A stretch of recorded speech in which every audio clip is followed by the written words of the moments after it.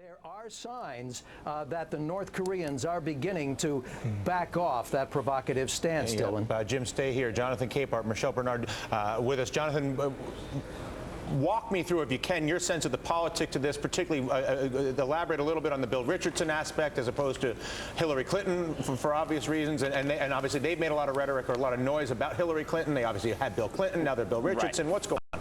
Well, look, we don't have, the United States does not have formal diplomatic relations with North Korea. So that's why you saw the administration holding itself at arm's length from President Clinton's mission over to North Korea to free those two journalists. And that's why you see the administration holding Bill Richardson's meetings with the two North Korean diplomats at arm's length today.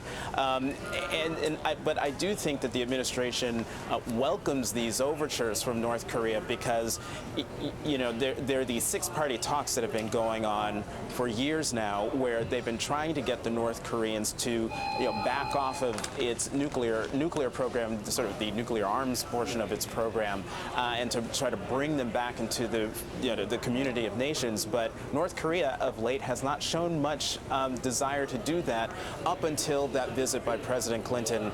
I guess that was earlier this month. Yeah. To free those two journalists. I want to play a soundbite from Andrea Mitchell's show and her conversation with the Secretary of State Hillary Clinton yesterday. Take a listen.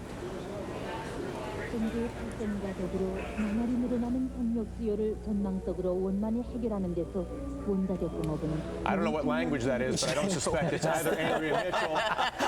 Although Hillary Clinton is the Secretary of State, and she may be capable of communicating in multiple languages, although that was not one that we understand. My apologies. But maybe impressive. Maybe the Secretary of State was showing off.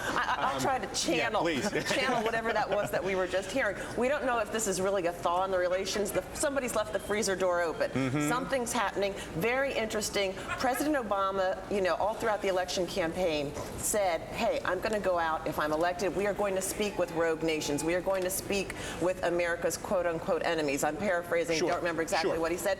That's happening. A lot of the American public was completely against it. Republicans in particular. This is horrible. We're not going to speak with Iran. Something's happening with North Korea. It could be positive. It could be negative. Right now, particularly in the context of what is happening with health care and him pretty much losing control over the Democrats in his party, it could be positive that, you know, President Clinton, former President Clinton, got these girls back, got a thawing in relations. Bill Richardson is having talks.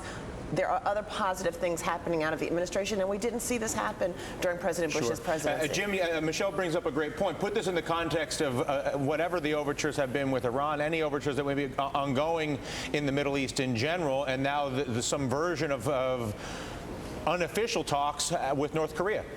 You know, there's a good reason, too, besides the fact that the U.S. doesn't have formal diplomatic relations with the North Koreans, that the Obama White House is proceeding very cautiously. So it's you know, this is a yellow light at best in terms of how the Obama administration can proceed. But again, officials are interpreting this as an attempt, or at least a chance, to be able to open the door ever so slightly to resume those. And what the North Koreans are going to ask for, of course, is direct talks with the United States, and that cannot be on the table, according to administration officials. And Jim, you don't recognize that language that the Secretary of State did.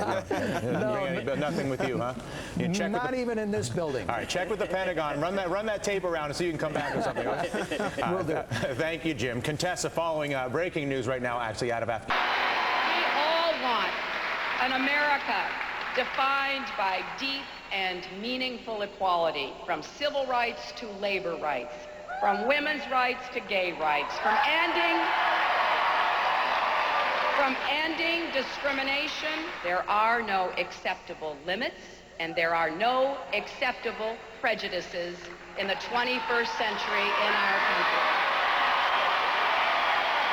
We have a common task and a common challenge. Why can't we see that we are all in this together? 18 million of you from all walks of life. Women and men, young and old, Latino and Asian, African American and Caucasian, rich, poor and middle class, gay and straight, you have stood with me. And I will continue to stand strong with you every time, every place, and every way that I can. The dreams we share are worth fighting for.